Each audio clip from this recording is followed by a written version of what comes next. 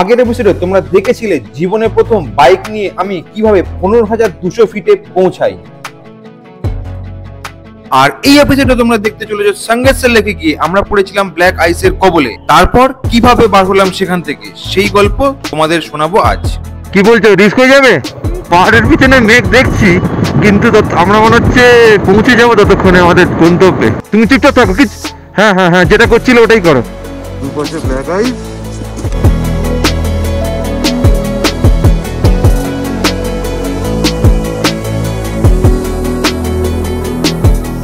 বুমলা থেকে বেরিয়ে গেছি। পাশের এই লেকটা আমি খালি চোখে দেখতে পাচ্ছি, জলগুলো কিন্তু নড়ছে না, পুরো মোটামুটি উপরের লেয়ারটা জমে গেছে ঠান্ডায়। সামনে দেখতে পাচ্ছি এরকম পাহাড়, হাতে গ্লাভস পরে নিয়েছি, আর হাওয়া চলছে খুব জোর, এই পাশ থেকে হাওয়া ধাক্কা মারছে। এবার নামবো। ফেরার পরে তোমার ছোট করে বলে দিই, বুমলাতে আমরা ওখানে পাস জমা দেওয়ার পর তোমাদের নাম ধরে বা ফর্ম নাম্বার ধরে ডাকবে, তোমরা যে কজন এই ফর্মের মধ্যে আছে সবাই আমরা গেলাম। যাওয়ার পর ওখানে ব্রিগেডিয়ার স্যার রয়েছে, তিনি আমাদের ব্রিফিং করে দেয়, কি সেটা ব্রিফিং করে দিচ্ছে। 1962 যুদ্ধের সময় এখানে কি কি ঘটেছিল, ইন্ডিয়ান আর্মিরা কিরমভাবে তাদের সাথে লড়াই করেছিল, সেগুলো যদি শোনো তোমাদের গায়ে কাঁটা দিয়ে উঠবে। বুমলা আমাদের কাছে এখানে এত ভাইটাল, সেই জিনিসগুলো এখানেতে উনি ব্রিফিং করে দিল। নিয়ে গেল একদম নো ম্যানস ল্যান্ডে, মানে ওপাশে চাইনিজ আর্মি, আমাদের ইন্ডিয়ান আর্মি এপাশে। সেইখানটাতে আমরা দাঁড়িয়েছিলাম, মানে জাস্ট মাঝখানে 5 থেকে 10 ফুটের দূরত্ব। চাইনিজ আর্মিগুলো দাঁড়িয়ে দাঁড়িয়ে আমাদের ফটো নিচ্ছিল, তারপরে কি সমস্ত লিখছিল আমাদের দেখে দেখে। স্যারদের জিজ্ঞেস করলাম, স্যাররা বললো ও আমরা সমস্ত মাথায় রাখি না, ওরা যা পারে তাই করে, আমাদের ওসব নিয়ে মাথা ব্যথা নেই। বাস্তব McMahon line, LAC line of actual control, যেখানে কোনো তার দিয়ে সীমানা দেওয়া নেই, সেই জায়গাটাতে ঘুরে এলাম, ভালো লাগলো। সত্যি বলতে একটা নতুন অভিজ্ঞতা। এইবার যাবো সাঙ্গেতসার লেক। দিনের শুরুতে বুমলা কমপ্লিট করার আনন্দ এমনিতেই ছিল, তার মধ্যে এরকম একটা ফিল্মি রোমান্টিক অ্যাম্বিয়েন্সকে কি আর হাতছাড়া করা যায়? তাই একটা রোমান্টিক ট্রাই করেই ফেললাম, তো দেখে বলো কেমন হয়েছে।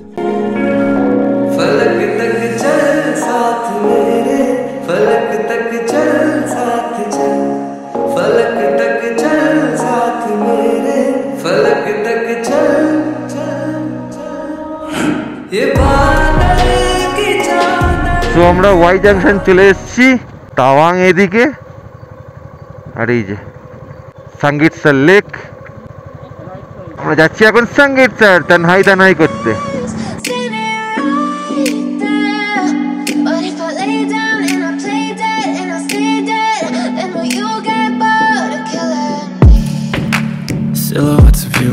সামনে পাহাড়ের ভিউটা দেখো, ও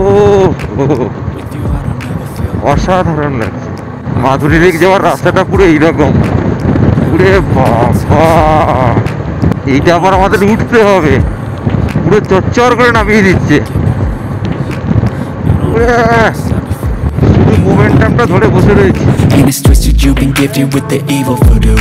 Got me coming back for more, even when I've been screwed. Dolls full of pins, pierce my heart straight through. এইবার আসতে চলেছিল সেই চরম মুহূর্ত, যার সম্বন্ধে বাস্তবে কোনো অভিজ্ঞতা আমার ছিলই না, মানে যতটুকু দেখেছিলাম ওই ইউটিউবের পর্দায়। আর এইবার সময় ছিল নিজের দু জায়গা নিয়ে ব্ল্যাক আইসের সম্মুখীন হওয়া। সামনের পাহাড়টা চরম,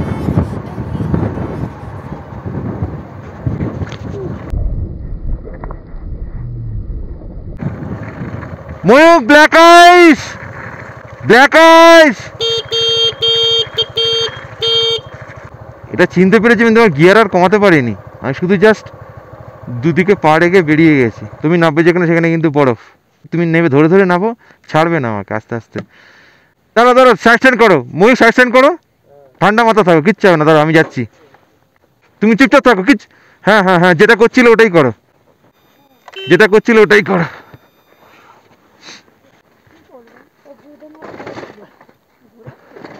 ওরকম না, স্ট্যান্ডটা ভেঙে যাবে, স্ট্যান্ড ভেঙে যাবে। দাঁড়ো দাঁড়া দাঁড়া দাঁড়া, আটকে যাচ্ছে, আমারটা হয় না। হ্যাঁ সব হবে, সব হবে, শুধু ঘোরাবে, টানবে না।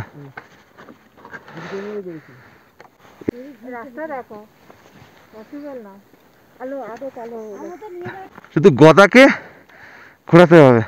পাশটা দিয়ে পুরো ব্ল্যাক আইস হয়ে রয়েছে, সামনে হেঁটে গিয়ে দেখে আসছি। ও সামনের রাস্তাটাতে তো পুরো পুরোটাই বরফ ছিল, বুঝতে পারিনি আমি। সার্ট করে দেখি পুরো নড়ে উঠলো এরকম ঝাঁকানাকা। এখানে একটা স্টর্ম দাঁড়িয়ে রয়েছে, একটু সাইড করে রেখে। আর এই হচ্ছে অ্যাম্বিয়েন্স এখানকার। আর ওই যে সাঙ্গেতসার লেক চলে এসছে অলমোস্ট। আর একটা দুটো প্যাচ বাকি সামনের, কিন্তু ব্ল্যাক আইস আছে। আগে গিয়ে দেখে আসি হেঁটে, বাইক নিয়ে যাওয়া যাবে কিনা, না হলে হেঁটে ঘুরে দেখে আসবো। স্থানীয় মানুষদের কাছ থেকে জানতে পারলাম এই জায়গাটার নাম হচ্ছে ক্রিস্টাল পয়েন্ট, মানে বছরের ম্যাক্সিমাম সময় এইখানেতে ব্ল্যাক আইস হয়ে থাকে। আর এই জায়গাতেই টু হুইলার নিয়ে বেশিরভাগ মানুষই পড়ে যায়। তাই আমরা এইখানে বাইকগুলোকে স্ট্যান্ড করে একটা সেফ সাইডে রেখে সামনে এগিয়ে দেখে আসলাম যে রাস্তার অবস্থা কিরকম। আমরা রাস্তা পর্যবেক্ষণ করতে এসেছি, ওইখান থেকে মোটামুটি এই জায়গাটা পর্যন্ত। মিডিলটাতে একটু দুটো সাইডে একটু ব্ল্যাক আইস মতো হয়ে রয়েছে, কিন্তু এরপর আবার দেখছি এই যে নিচে নিচে দেখো পরিষ্কার, ওখান থেকে দেখো পরিষ্কার। যতটা যেতে পারবো ততটা যাবো, ওখানে বাইক স্ট্যান্ড করে তাকে বলে হেঁটে হেঁটে ঘুরে আসবো। এইগুলো মোটামুটি ব্ল্যাক আইস। ওই সামনে তো একটা পুরো চাতালের মতো হয়ে গেছে ব্ল্যাক আইসের, দুপাশে ব্ল্যাক আইস, মাঝখানে ওই গাড়ি গিয়ে রাস্তাটা তৈরি হয়ে গেছে। প্রথম ব্ল্যাক আইসের দুপাশ দিয়ে যাচ্ছি।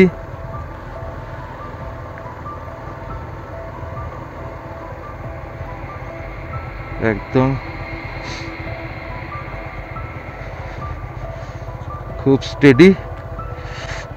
অ্যাডভেঞ্চার করতে এসছি, অ্যাডভেঞ্চার তো করবই। মাঝখানটা ব্ল্যাক আইস, দুটো সাইডে গাড়ি গিয়ে জাস্ট দাগ হয়ে গেছে। ওই জায়গাটা ঠিক আছে।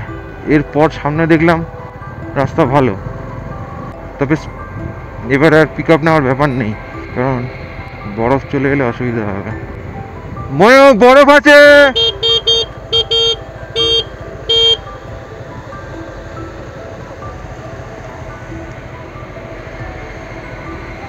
এটা কি ঝর্ণাটা দেখে না দাঁড়িয়ে পারলাম না, বরফের ঝর্ণা।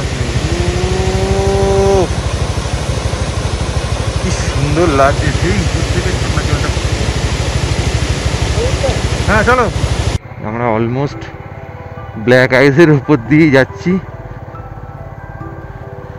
হ্যাঁ এটাই ব্ল্যাক আইস।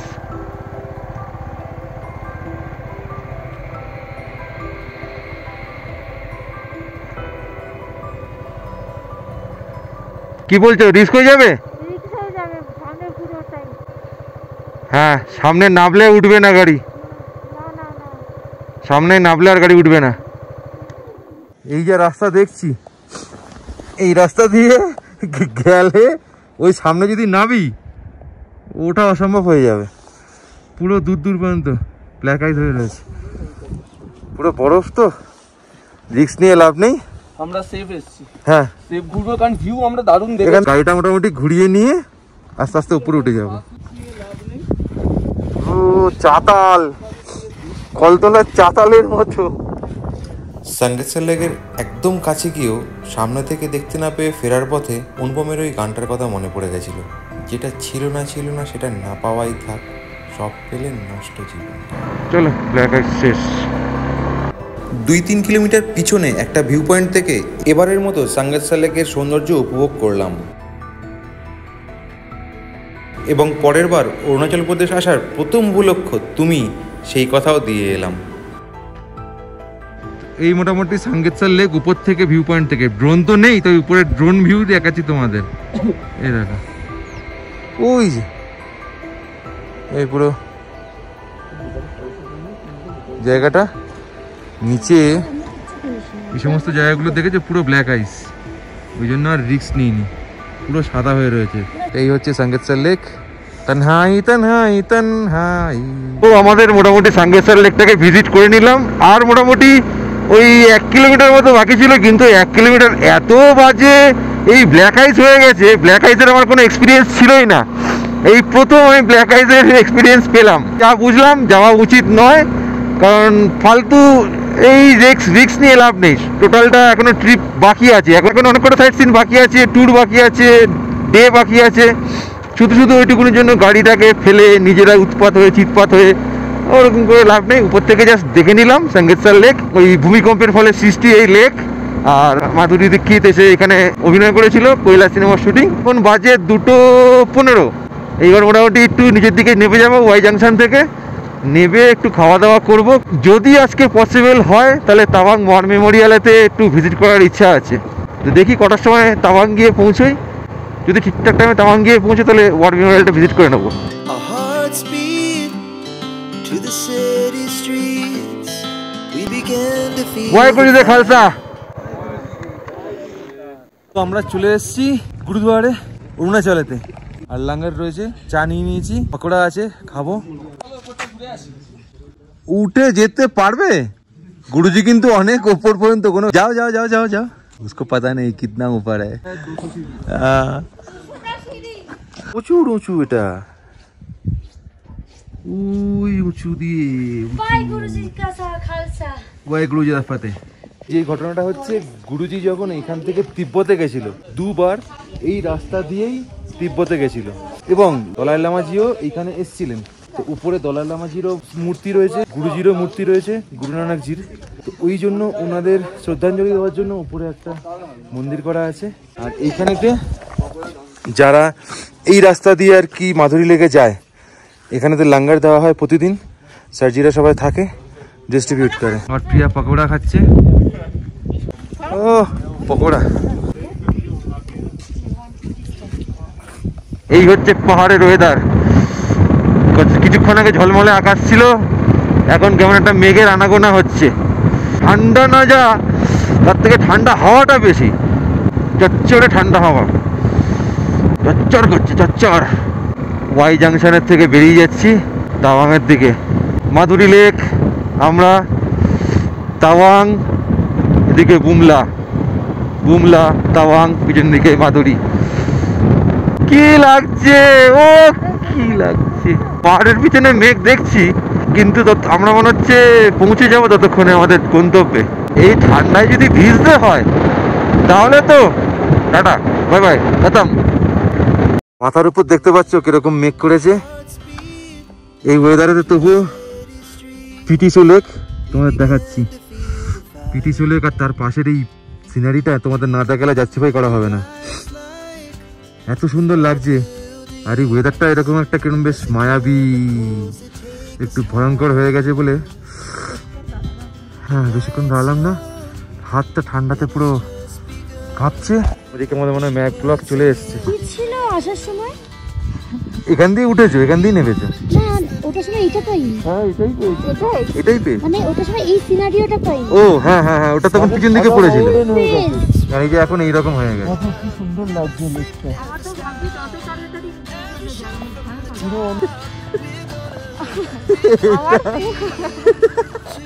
আমার প্রচন্ড খাচ্ছে, আর তারপরে তো বলতে পারবো না, বলা যাবে না।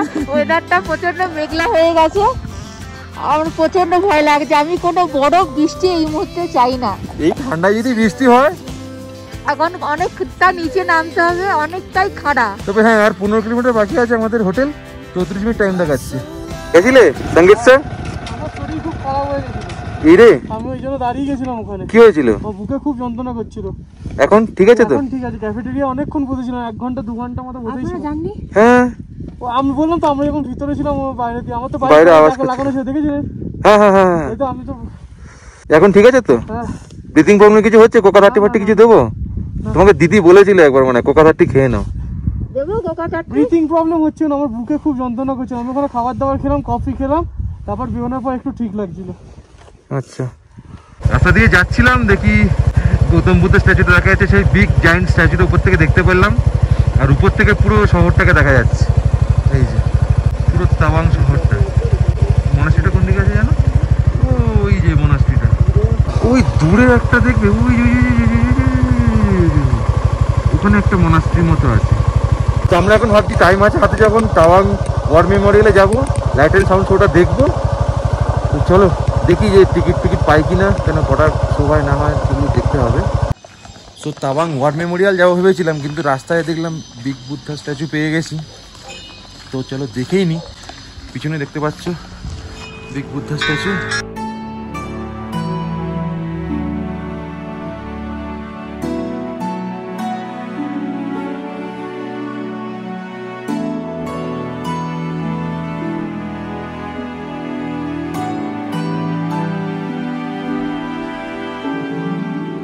এই স্ট্যাচুটা মোটামুটি তাওয়াং শহরের সব জায়গা থেকে দেখা যায়।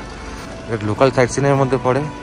ভিতরের বুকটা দেখা যাচ্ছে, তোমরা দেখিয়ে দিলাম। ওই দেখো পাশেই রয়েছে আমাদের গৌতম বুদ্ধ, আর পাশে রয়েছে জৈন বুদ্ধ। আর এই ঠিক এই পাশেই ওই দূরে পারফেক্ট জায়গায় দেখা একটা ইয়েলো শেড আর ইয়েলো মনাস্ট্রিটা হেভি লাগছে। বিগ বুদ্ধা স্ট্যাচু ভিজিট করে আমরা বেরিয়ে পড়লাম আমাদের পরের গন্তব্য তাওয়াং ওয়ার মেমোরিয়ালের দিকে। আর সেখানে আমরা দেখে নিলাম লাইট অ্যান্ড সাউন্ড শো। তো চলে এসেছি তাওয়াং ওয়ার মেমোরিয়াল। মেয়েরা উপরে টিকিট কাটছে, দেখি কোন স্লটে টিকিট পাওয়া যায়, কারণ 2-3 স্লটেতে অনেক সময় হয়। আর এই হচ্ছে তাওয়াং ওয়ার মেমোরিয়ালের অ্যাম্বিয়েন্স, চারদিকে শুধু Tiranga colour. Light and sound শোটা খুব মাস্ট, এটা আমি মিস করতে চাই না। আপাতত এখন ওয়ার মেমোরিয়ালের ভেতরে যাব লাইট অ্যান্ড সাউন্ড শো দেখতে। চলো। এই কটার টিকিট পেলে তোমরা? 5টা টিকিট, মানে 5টা চেয়ারগুলো ছিল সব বুক হয়ে গেছিল। তো স্যারজিকে রিকোয়েস্ট করে বললাম যে 6টার সময় হলে আমাদের তো ফিরতে লেট হবে।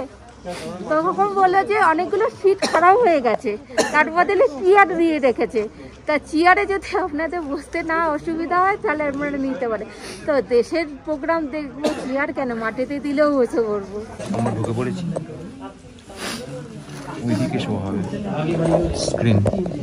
1962 ওয়ারের অরিজিনাল পুরো স্টোরিটা এখানেতে ভিডিওগ্রাফি করে দেখানো হবে। তোমাদের কিছু ক্লিপস দেখাবো, কিন্তু পুরো দেখাবো না, এসে তোমরা দেখবে।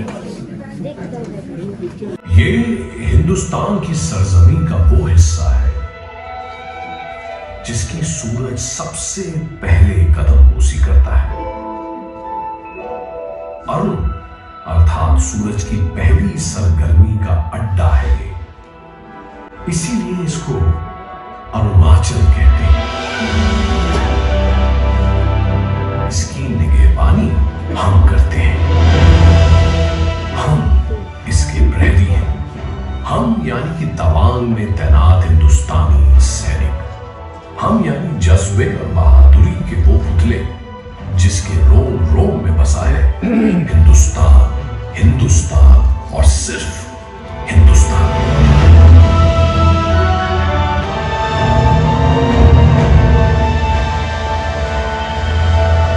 खूबसूरत तवांग पर सिर्फ पर्यटन प्रेमियों की नजरें ही नहीं, बल्कि लोभित नजरें भी पड़ने लगी। जवाहरलाल नेहरू ने पंचशील समझौते की शक्ल में चीन के साथ दर के रिश्ते की तुरपाई करना चाहे।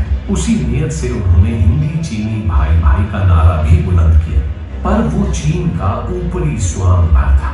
अंदरूनी तौर पर चीन भारत पर हमला करने की गुपचुप तैयारी करता रहा और अंततः उसने भारत की पीठ पर खंजर उतार ही दे।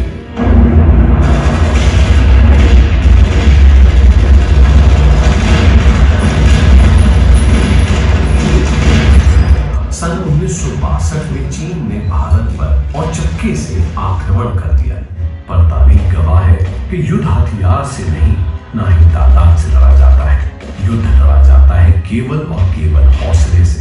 सूबेदार जोगिंदर सिंह ने अपने दिलेर साथियों के साथ मिलकर उस दिन हिम्मत की एक बेमिसाल इबारत लिख दी। दुश्मनों से लड़ते लड़ते उनका गोला बारूद सब खत्म हो गया, बचा तो सिर्फ हार न मानने वाला हौसला। इसी हौसले के बलबूते वे अपनी प्यारी मातृभूमि के लिए मौत से भिड़ते हाथापाई करते रहे। जब तक एक भी भारतीय जवान के जिस्म में सांसें घुमकती रही, चीनी फौज उस मोर्चे पर एक कदम तक न रख पाई। ये शेर दिल अपने दुश्मनों का दिल दहलाकर जब निष्प्राण हो गए, तभी इस मोर्चे पर चीनी ध्वज लहरा पाया। सूबेदार जोगिंदर सिंह को उनके अदम्य शौर्य के लिए मरणोपरांत परमवीर चक्र से नवाजा गया। दुश्मन चाहे कितना भी बड़ा क्यों ना हो, वो जन्म चाहे कितना भी विषैला क्यों ना हो, हम उसका फन कुचलना जानते हैं। जय हिंद। वंदे मातरम, वंदे मातरम। তাওয়াং ওয়ার মেমোরিয়ালে আমাদের জওয়ানদের আমাদের দেশের জন্য আত্মবলিদানের গল্প শোনার পর আমাদের মুখে আর কোনো ভাষা ছিল না। শুধু এইটুকুনিই বলবো, ব্যক্তিগতভাবে আমি আর কোনো যুদ্ধ চাই না, কারণ যুদ্ধ হলে জিতবো আমরাই, সে বিষয়ে কোনো সন্দেহ নেই। কিন্তু এই যুদ্ধ জয় করতে গিয়ে কত মা তার সন্তান, কত স্ত্রী তার স্বামী, আর কত সন্তান তার পিতৃ হারা হবে, আমি আর চাই না। ইভিনিং কি চা খাচ্ছ? রাতে কি খাবে ডিনারে? চা খাচ্ছি, কেক খাচ্ছি, কাজু আছে, বিস্কিট আছে। তো আজকে তোমরা দেখলে মোটামুটি আমরা বুমলা সাঙ্গেশ্বর লেক আর তারপরে যে বুদ্ধা স্ট্যাচু আর হচ্ছে ওয়ার মেমোরিয়ালের লাইট এন্ড সাউন্ড শোটা দেখে নিয়েছি। তো কালকের প্ল্যান অনেক রয়েছে, আর ওটাকে একটু ডিসকাস করার জন্য এখানে চায়ের আড্ডা সবসময় সব থেকে ভালো আড্ডার ব্রেক, মানে সবকিছু বেরোয় ওখানে, মশলা আলোচনা হবে। তো এই ভিডিওটা এখানে শেষ করবো। ডিনারটা কি খাচ্ছি দেখিয়ে দেবো। তো ভিডিওটা কেমন লাগলো অবশ্যই জানিও। কোনো ইনফরমেশন যদি নেওয়ার থাকে তাহলে অবশ্যই কমেন্টে জানিও। যদি কোনো কিছু ভুল করে থাকি, খারাপ করে থাকি, ভালো করে থাকি, সবকটা কিন্তু বলতে হবে, হ্যাঁ। আর কোনো কিছু যদি জানার থাকে সাবস্ক্রাইবটা অবশ্যই করে দিও। সিরিজটা তো পরে দেখতে হবে, কারণ এরপরে আরো কয়েকটা নতুন জায়গা এক্সপ্লোর করার আছে। এগুলো তো ধরো নর্মাল যেগুলো আমরা সবাই দেখি সেগুলোই করলাম। কাল পরশু নতুন কিছু করার ইচ্ছা আছে, নতুন জায়গায় থাকবো, একটা মনাস্ট্রিতেও স্টে করার ইচ্ছা আছে। দেখতে থাকো, সঙ্গে থাকো, পরের এপিসোডটা আরো এর থেকে ভালো হবে। আর যদি তুমি নতুন দেখে থাকো এই এপিসোডটা, তাহলে একটু প্রথম থেকে দেখে আসো। প্লেলিস্ট দেওয়া আছে অরুণাচল প্রদেশ বলে, ওখানে ক্লিক করে প্রথম থেকে দেখে আসো। এত মধ্যে আমরা কত কি স্ট্রাগল করলাম, কি আনন্দ করলাম, এনজয়মেন্ট করলাম। ভালো থাকো, হাসতে থাকো, সুস্থ থাকো, বাই। আজকে ডিনারে আছে আচার, চিকেন আর আলুর পরোটা। সকালবেলায় বেরিয়েছিলাম, ঠিকঠাক মতো খাওয়া হয়নি, এই জন্য জমিয়ে খাওয়া হচ্ছে, আড্ডা মারা হচ্ছে। গুড নাইট, ভালো থেকো সবাই, টাটা।